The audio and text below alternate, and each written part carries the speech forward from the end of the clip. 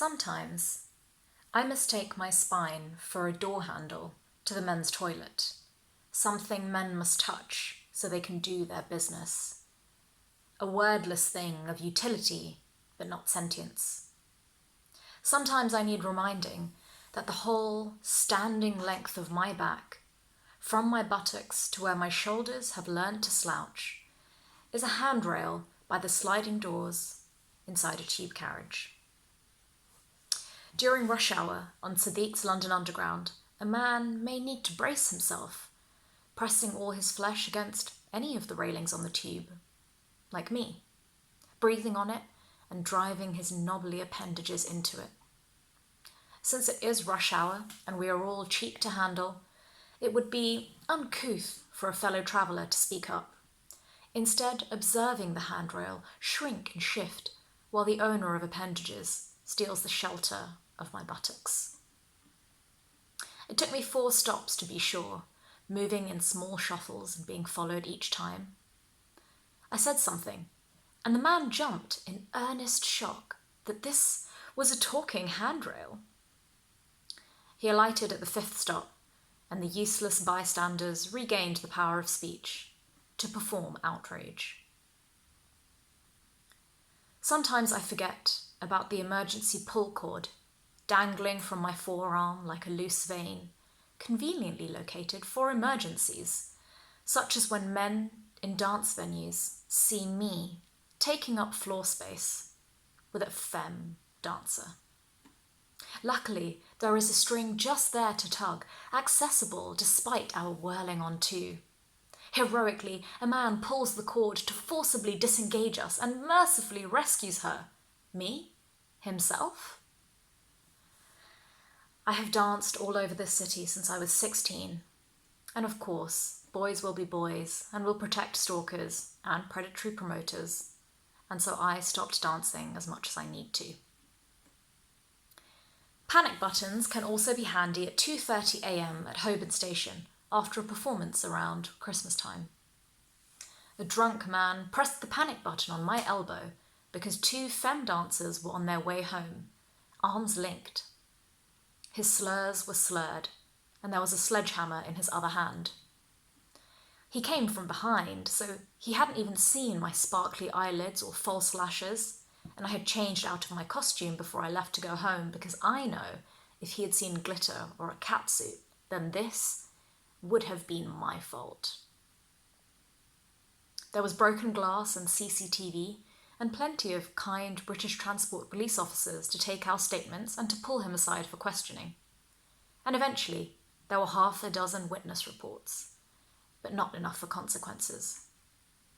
We were finally released from the office at 5 a.m. We were assaulted, but not broken enough, or perhaps not worthy enough, to be safely escorted home.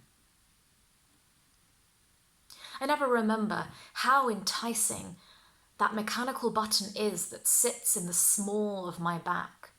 Depressing it must clear a path for male revellers to gain safe passage past me, or for colleagues to reach the staff kitchen unharmed. When working, I must keep in mind that my forearm is a banister for my male co-workers.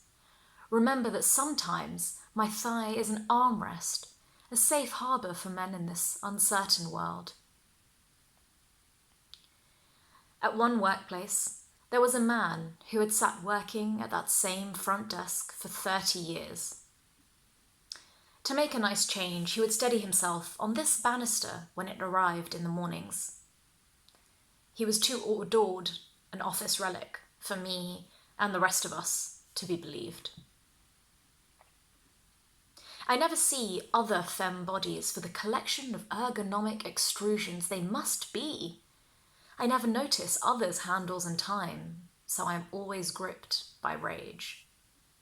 After months indoors and a long outgrown manicure, I showed up to a family-owned salon. A woman took her time painting my nails with their power colour, and I was grateful.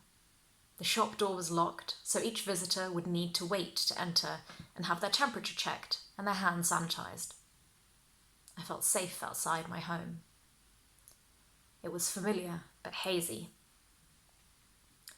The owner welcomed in a man from the council, here to police pandemic safety measures.